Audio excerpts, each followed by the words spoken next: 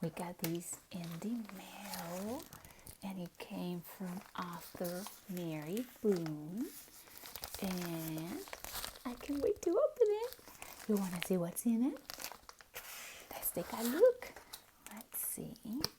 So I'm just going to cut it open and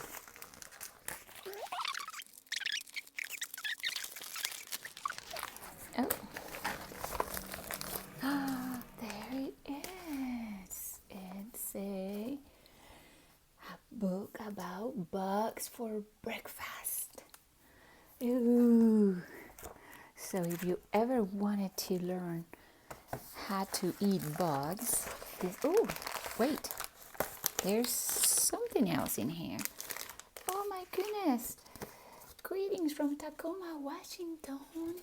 How neat. So she is in Tacoma, Washington. Oh, wait.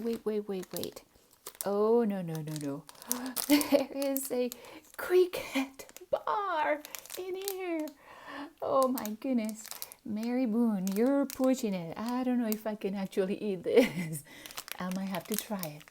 Oh, there is something else in here. It's a cricket bar lemon flavor.